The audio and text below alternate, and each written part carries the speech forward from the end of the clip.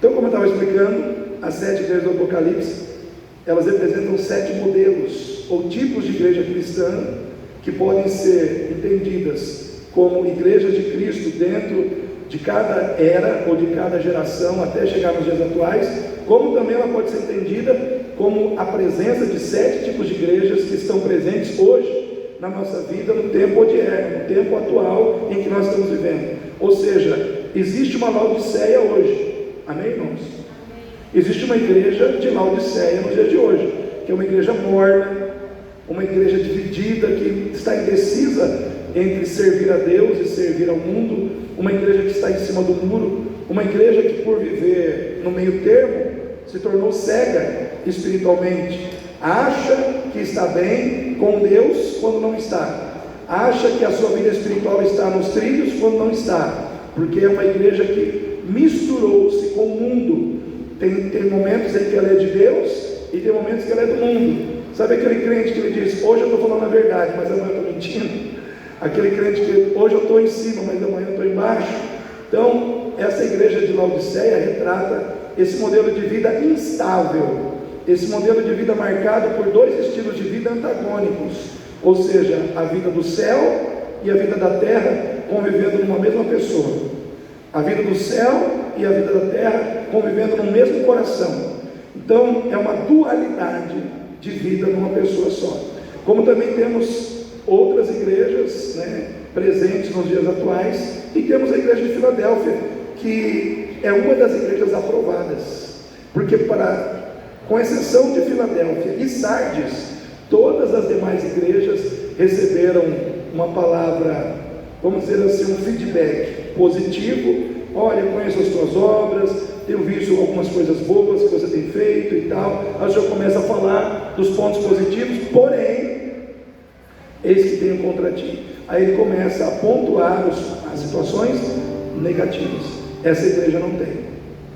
Essa igreja aqui, ela é uma igreja inteiramente aprovada por Deus.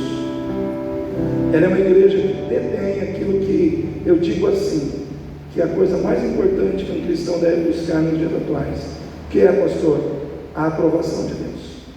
A aprovação de Deus. Porque se você tem a aprovação de Deus, você tem tudo. Se você não tem a aprovação de Deus, tendo muitas coisas que você acha que é alguma coisa, você não tem nada. Porque a aprovação de Deus é o que realmente importa para as nossas vidas. E essa igreja, ela era vista como uma igreja aprovada por Deus. Pastor, mas ela era aprovada por quais motivos?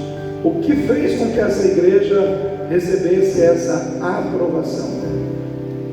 Quais eram as bases, os fundamentos da aprovação dessa igreja? Por quais motivos essa igreja foi aprovada pelo Senhor? É simples, é só nós lermos aqui, versículo 8: conheço as tuas obras, eis que diante de ti pus uma porta aberta que ninguém pode fechar. Até aqui é promessa. Aí agora começa o porquê, que é a razão dela ser aprovada. Porque tendo pouca força, guardaste a minha palavra e não negaste o meu nome. Ou seja, olha só, era uma igreja que tinha pouca força, mas tendo pouca força, ela guardou a palavra. Tendo pouca força, ela guardou a palavra. Queridos, o que vai fazer de nós crentes vitoriosos não é a nossa abundância de força, não é a nossa abundância de recursos, é a condição de guardarmos a palavra, mesmo quando estamos fracos, mesmo quando estamos abatidos, mesmo quando nos sentimos inferiorizados, mesmo quando nos sentimos, irmãos, numa situação que, comparando com outras pessoas, nós somos tidos como fracos, nós somos tidos como pequenos, nós somos tidos como inferiores. Ninguém gosta de ser visto como inferior, ou como menor, ou como fraco, mas o fato é que essa igreja, ela é destacada por isso, tendo pouca força, porém guardaste a minha palavra. Pastor, o que significa pouca força? Pouca força quer dizer, irmãos, que essa igreja ela não tinha muitos recursos, ela tinha pouca força financeira, ela tinha pouca força intelectual, porque na sua grande maioria ela era formada de gente pobre e escravizada. A maioria das pessoas que compunham a igreja de Filadélfia eram escravos de gregos, escravos de romanos e até mesmo escravos de judeus. A grande maioria dos membros dessa igreja eram de escravos e pobres. Então, ela não tinha força política. Se houvesse alguma situação de embate de grupos sociais ali, eles eram os últimos a serem ouvidos, ou nem eram ouvidos. Então, era uma igreja que não tinha voz para se defender, era uma igreja que não tinha voz para se defender politicamente, era uma igreja que não tinha voz para se impor diante dos desmandos que ela sofria. Era uma igreja que, olhando por esse aspecto, ela era fraca, não tinha dinheiro, não tinha influência social nem política, era uma igreja que não tinha pessoas intelectuais, mas era uma igreja vitoriosa, porque apesar de toda a sua fraqueza, ela tinha o mais importante: o favor de Deus. O favor de Deus, a graça de Deus, a aprovação de Deus. Às vezes nós temos que entender que o que nos faz forte não é o que temos na terra, é o que temos no céu.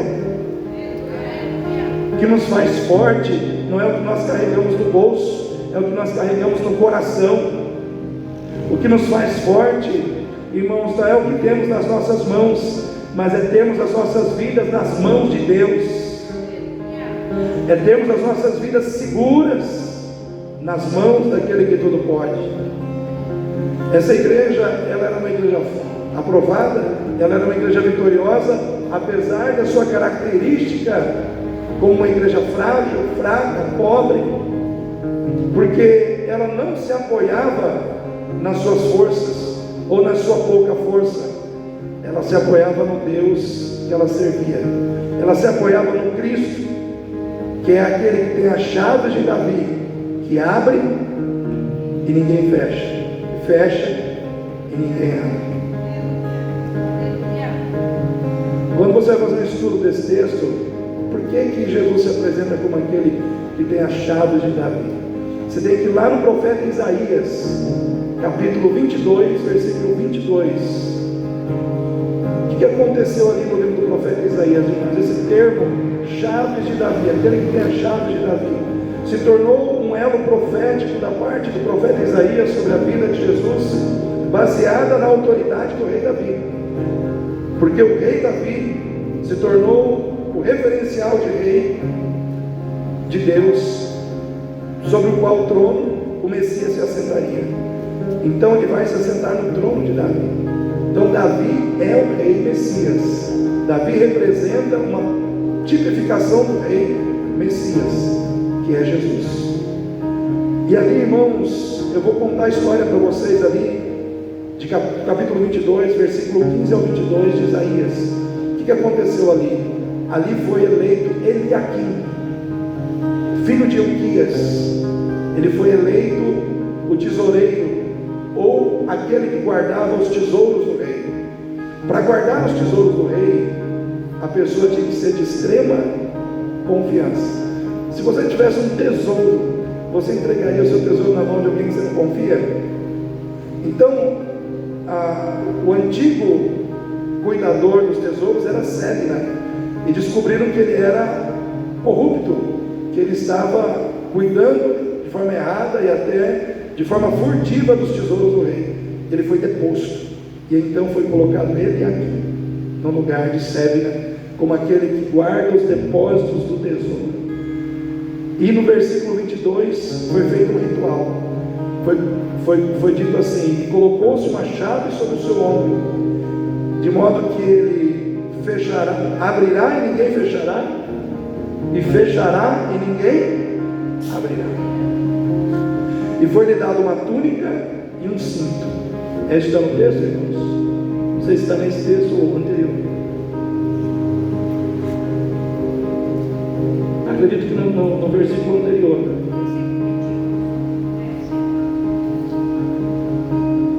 Cingi-lo-ei, olha lá, vesti-lo-ei da tua túnica e cingi-lo-ei com o teu cinto e entregarei nas suas mãos o teu domínio. Então foi-lhe dado uma chave para abrir e ninguém fechar, e para fechar e ninguém abrir. Mas também foi-lhe dado uma túnica e foi-lhe dado um cinto. A túnica representa a autoridade profética, o cinto representa a autoridade sacerdotal e a chave representa a autoridade do rei. Ou seja, nos ombros de um só homem foram colocadas 3 autoridades: profética, sacerdotal e autoridade real. E tudo isso representa quem? Jesus, porque Ele é aquele que veio para ser o supremo profeta, o supremo sacerdote e o rei supremo sobre as nossas vidas. Ele tem a chave de Davi, que abre e ninguém fecha, e que fecha e ninguém abre. A mensagem inicial para esta igreja de Filadélfia, que era uma igreja que sofria, era uma igreja perseguida pelos judeus, era uma igreja perseguida pelo poder político. A mensagem de Jesus é: não se assuste com os reis que estão nos tronos terrenos, não se apavore com as autoridades da terra, porque aquele que cuida de você é o Rei dos reis, é o Senhor dos senhores, é aquele que tem a chave de Davi, que abre e ninguém fecha, e que fecha e ninguém abre.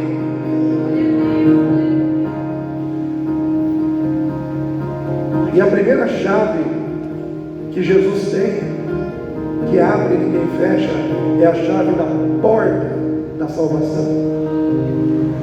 Uma vez que Ele te salvou, essa porta ninguém pode fechar na tua vida, porque foi Ele que abriu. Foi Ele que abriu essa porta, foi Ele que criou essa porta. Ele é a chave, Ele é a porta, Ele é tudo. Mas também Ele fecha a porta da salvação para aqueles que o rejeitam, para aqueles que não o aceitam, e ninguém pode abrir, porque só Ele é Salvador. Amém, irmãos? Só Ele tem o controle da salvação, só Ele, irmãos, pode abrir a porta da salvação, e só Ele pode fechar a porta da salvação. Ele tem a chave que abre e ninguém fecha, e que fecha e ninguém abre. Mas também, irmãos, essa palavra é uma palavra profética sobre a minha vida e sobre a vida sua, porque aquele que tem a chave de Davi tem a chave dos depósitos, onde estão os tesouros, onde estão as riquezas. O que isso quer dizer, pastor? Quer dizer que Jesus tem a chave do depósito, onde estão todas as riquezas que você precisa. Jesus tem a chave do depósito, onde estão todos os tesouros, todas as riquezas, todas as conquistas, todas as vitórias de Deus que foram decretadas lá no céu para serem liberadas sobre a sua vida. Ele abre e ninguém fecha. Ele abre e ninguém fecha. Ele tem a chave do depósito onde estão todas as curas, todas as libertações, todos os milagres que precisam chegar até você. Porque aquele que tem a chave detém o poder sobre as coisas que pertencem a Deus e devem ser liberadas sobre aqueles que o servem. Eu quero dizer para você, querido, eu e você podemos ser uma igreja Filadélfia aqui nessa noite, amém? Por quê? Porque se tivermos pouca força, porque muitos de nós aqui, às vezes nos sentimos como pessoas que têm pouca força. Muitas vezes eu e você nos sentimos como se a nossa força fosse pouca para enfrentar os problemas, para enfrentar as dificuldades, para enfrentar as lutas que nós muitas vezes nos deparamos ou que são colocadas diante de nós. Às vezes você é alguém que as pessoas olham e falam: não tem muito a oferecer, tem pouca força, poucos recursos, poucas condições. Às vezes você é uma pessoa que aos olhos das outras pessoas são vistas dessa maneira, mas tendo pouca força, você tem um Deus que tem toda a força para te guardar. Você tem um Deus que tem todos os depósitos disponíveis sobre a tua vida. Na sua pouca força, entenda que Deus tem força de sobra para te dar, amém? Fala para o seu irmão aí: você não tem força, mas Deus tem. Deus tem, irmãos. Quando a nossa força acaba, a força de Deus nem começou a ser usada. Quando os nossos recursos acabam, os recursos de Deus estão lá, irmãos, abundantes, preparados para serem liberados sobre as nossas vidas. Me lembro das bodas de Caná da Galileia. Acabou o vinho. E aí todo mundo ficou preocupado, desesperado. E aí a mãe de Jesus vai conversar com ele. E ele falou: mulher, que tenho eu contigo, não é chegada a minha hora. Mas ele foi e começou a trazer de volta o que se havia perdido dentro daquele casamento, dentro daquela festa. E como a gente está falando de chave, irmão, eu quero colocar aqui uma chave muito interessante, que foi a chave da intimidade com Deus, a chave que Maria usou na sua relação com o Senhor Jesus. A chave da intimidade é a chave que muitas vezes nos dá a condição de enfrentar com coragem e fé situações difíceis. Quando você tem intimidade com Deus, a situação difícil chega, o problema chega, mas você permanece seguro de que as coisas podem mudar. Por quê? Porque você tem intimidade com Deus. Você tem intimidade com Deus.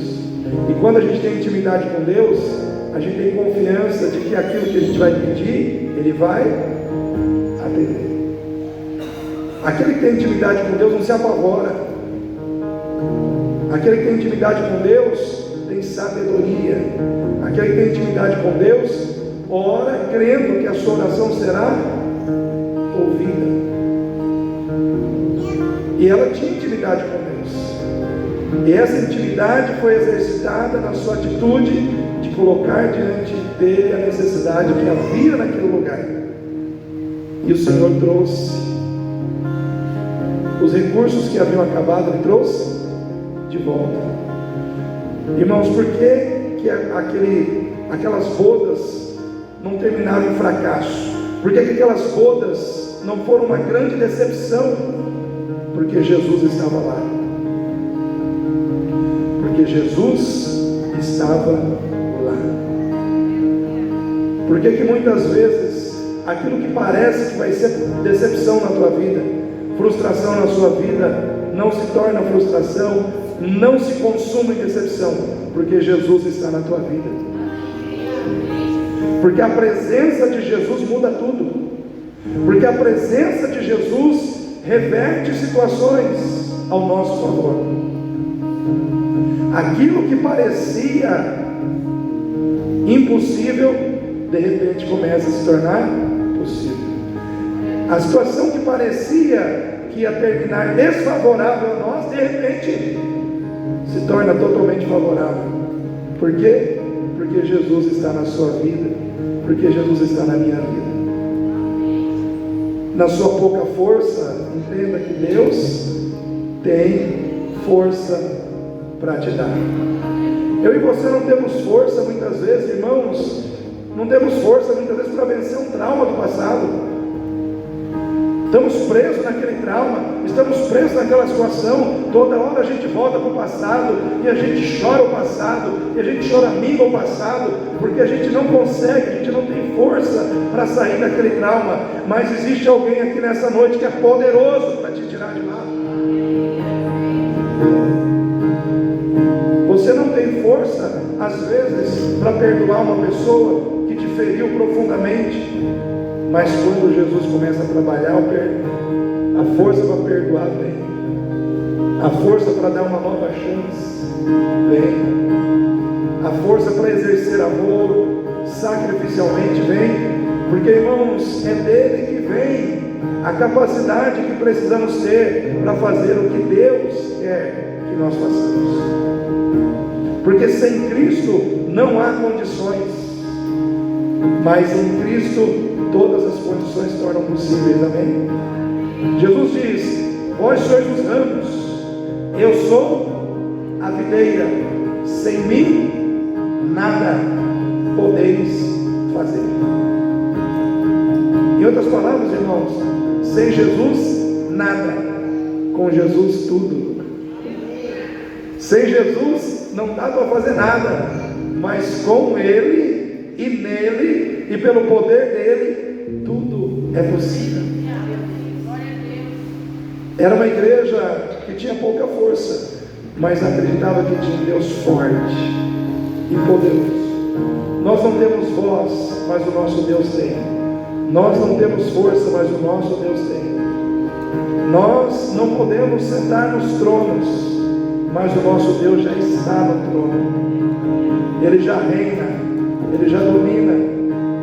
O nosso Deus vai fazer a diferença. Amém? Era uma igreja, irmãos, que descansava em meio às lutas, porque aprendeu a guardar a palavra de Deus.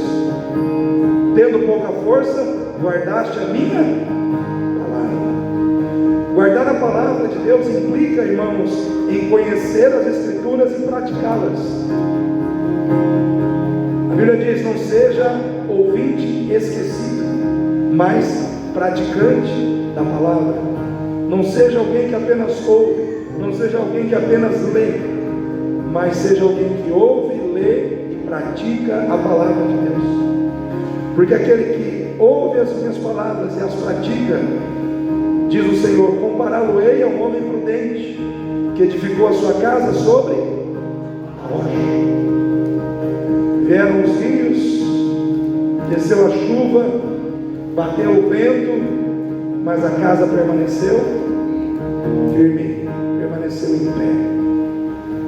Irmãos, guardar a palavra envolve ouvir, conhecer e praticar.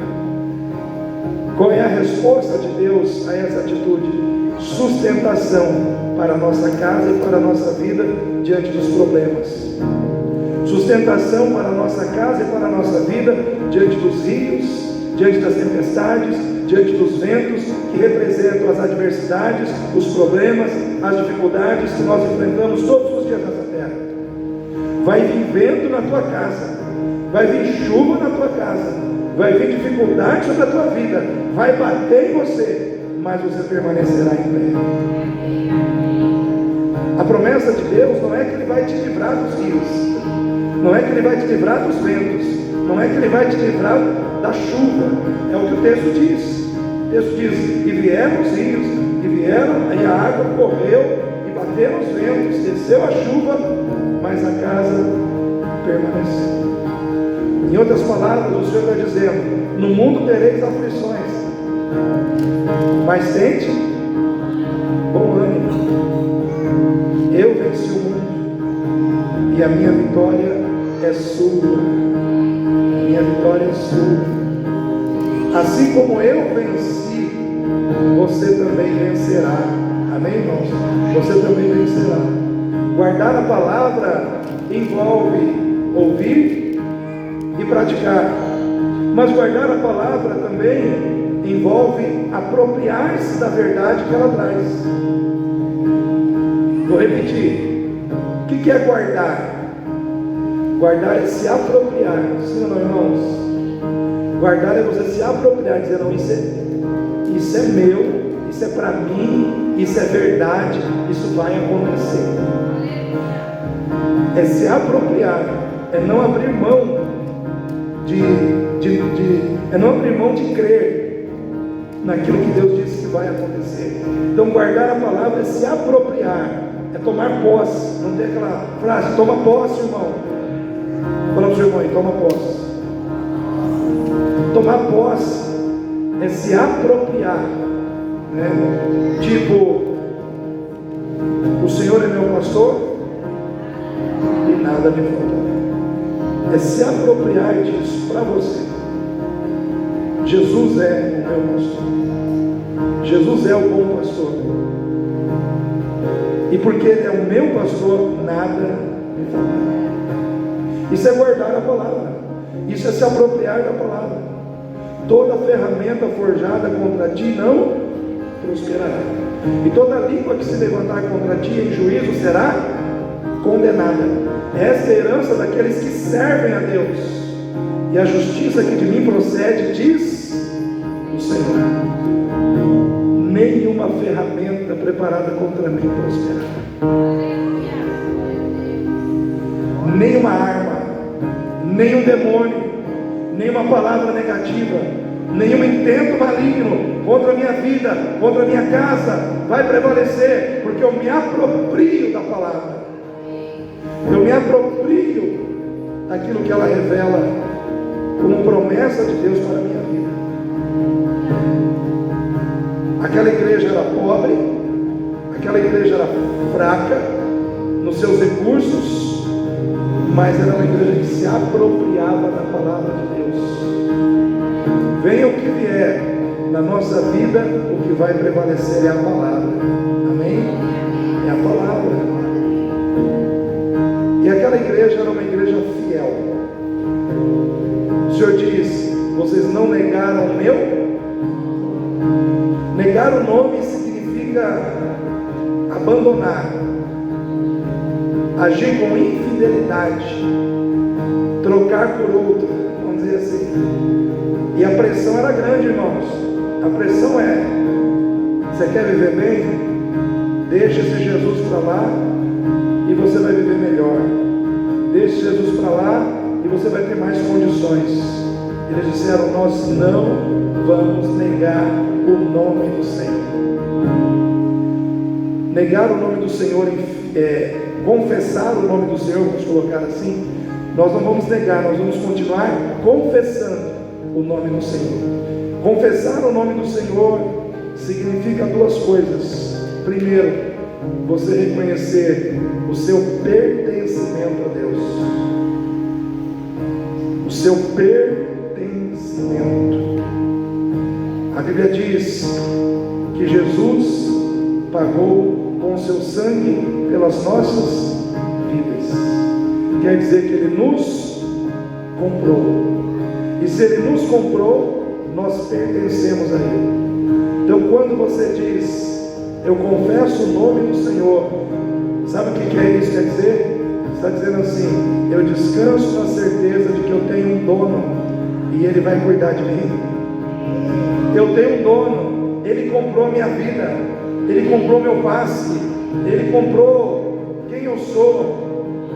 Então agora Ele vai me guardar, Ele vai me proteger. Eu não estou à mercê da terra, eu não estou à mercê do inimigo, porque eu tenho um dono. Jesus é o meu dono. Quem pertence a Jesus é Ele. Glória a Deus. Então eu quero dizer para você, diante das lutas, diante dos problemas, fala sempre o seu problema. O problema não é comigo, você tem que falar com o meu dono. Eu não resolvo, é o dono que vai resolver. Eu não mando mais nada aqui. Quem manda é o dono. Quem que é o dono, irmãos? Jesus. Fala com o dono, o dono vai cuidar de você. Ele vai cuidar da sua vida, Ele vai cuidar das suas causas, Ele vai cuidar da sua saída, da sua chegada. Quando você for para Aquidauana, Ele vai cuidar, né, irmã linda? Na hora que voltar, Ele vai cuidar também. Vai continuar cuidando na saída, na chegada. E mais Aquidauanense aqui também. Fala para todo mundo que vai para Aquidauana, né? Aquidauana está perto aqui. Deus te guarda, Deus te traz. Irmãos, eu lembro uma vez, eu fui para Aquidauana. Nessa época a gente era bem doido, era seminarista. Seminarista não bate bem. Seminarista é um tipo de pessoa que tem que mandar estudar, fazer exame na NASA. É um caso sério. E nesse dia, existia celular naquela época? Acho que não, né? Não tinha celular. E eu não avisei minha esposa que nós iríamos sair do seminário, iríamos para Aquidauana orar no monte. A gente foi no monte mesmo, subi lá na grimpa lá. Deu dó dos carros, né? Os carros subia um pouquinho e descia 2 pouquinhos, porque era muito alto, muito íngreme, né, o lugar onde eles resolveram ir. Irmãos, eu sei que para chegar nesse monte aí, só de sair daqui já 10 e pouco da noite, a gente foi chegar lá, não sei, meia-noite, ou não sei que horas. Aí, pô, você demorou 2 horas para chegar no monte, você tem que orar pelo menos mais 2 horas. Né? E no caminho, olha só, outra coisa interessante, eu nunca conheci um outro xará meu nome é Galdilei, e nessa época tinha um outro seminarista chamado Galdilei, e ele foi comigo, foi Galdilei em dose dupla, né? A gente foi junto, e chegando lá em Aquidauana, tinha um pessoal como seria Energisa hoje, né? Não sei como é que é, da companhia elétrica. Eles estavam mexendo na Enersul, nessa época era Enersul. Eles estavam lá em cima mexendo, lá os caras com aquela roupa, tudo, né? E esse Galdilei, ele era mais doido que eu, né?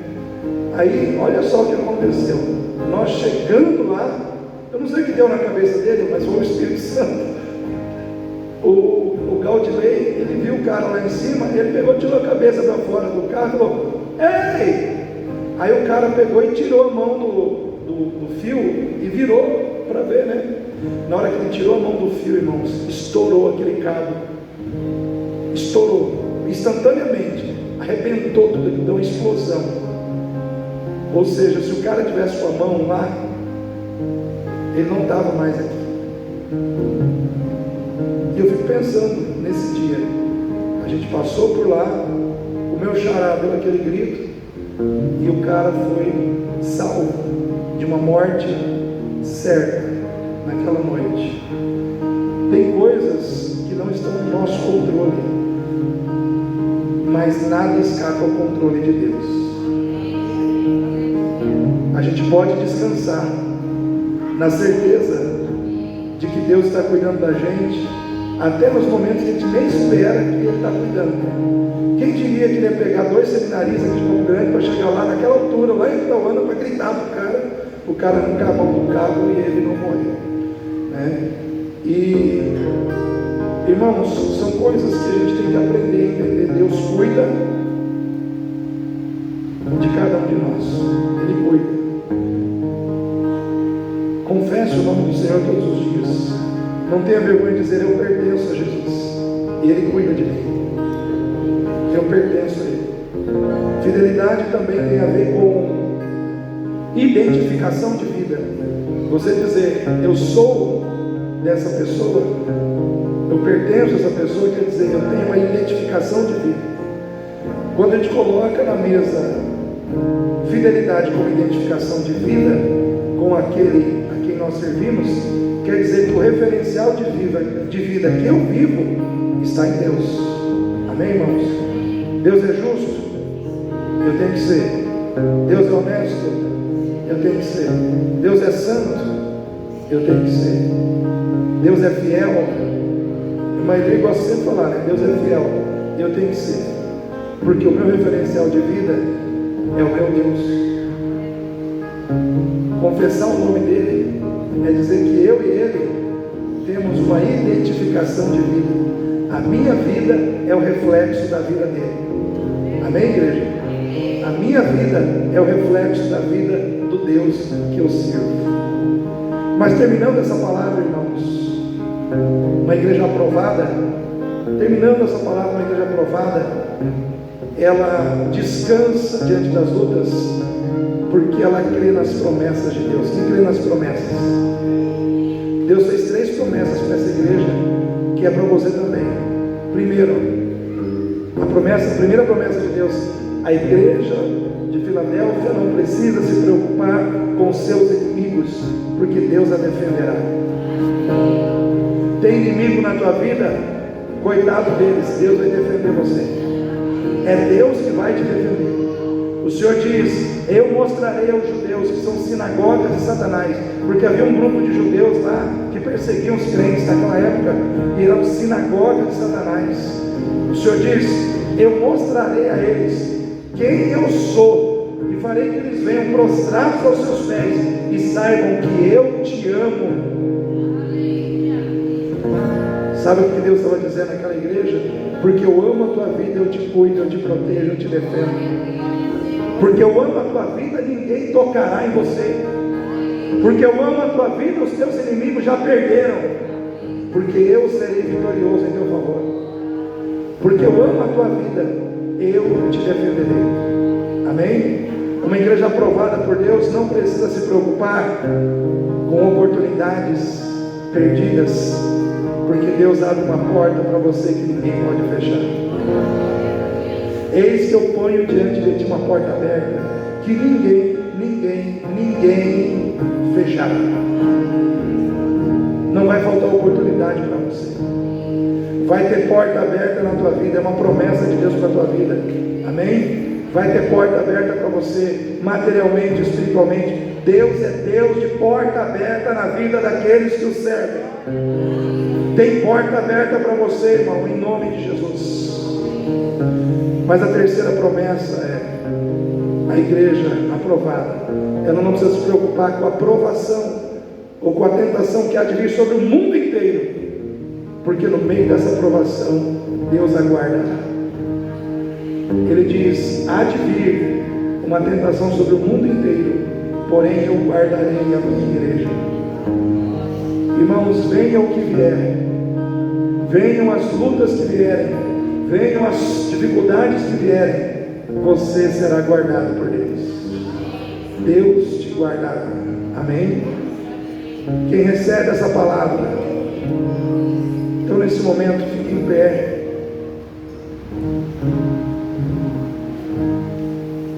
O Gabriel vai estar conduzindo louvores nesse momento. Eu vou ficar aqui embaixo, porque se ele cantar alguma coisa que eu consigo ajudar, eu já estou aqui. Daqui a pouco eu chamo vocês aqui, e vocês já vêm aqui para a gente orar, né, nesse momento. Louvado seja o nome de Jesus.